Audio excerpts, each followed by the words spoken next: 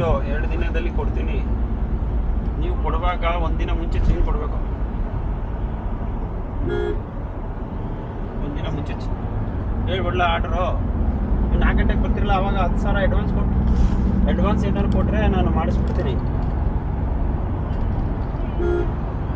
ಇಲ್ಲ ಮಾಡಿಸ್ಮೇಲೆ ನಮ್ಮ ಹತ್ರ ಹೋಗಲ್ವಲ್ಲ 75 ಹಚ್ದು. ನೀವು ಏನಾರು ಒಂದು 10,000 20,000 ಅಡ್ವಾನ್ಸ್ ಕೊಟ್ಟರೆ ನಾನು ರೆಡಿ ಮಾಡಿಸ್ಬಿಡ್ತೀನಿ. ಚೈನ್ ಆಮೇಲೆ ಬೇಕಂದ್ರೆ, ಇಲ್ಲಾಂದರೆ ಸರ ಕೊಟ್ಬಿಡಿ.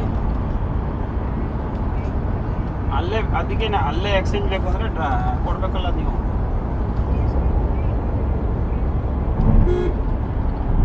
ಈಗ ಲೆಕ್ಕ ಹಾಕ್ಬಿಟ್ಟು ಹೇಳ್ತೀನಿ.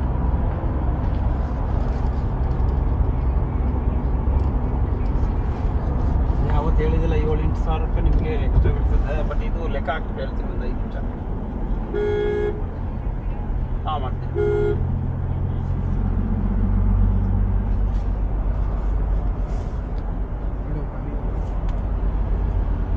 चलाने थे यार, सीख के हो गया।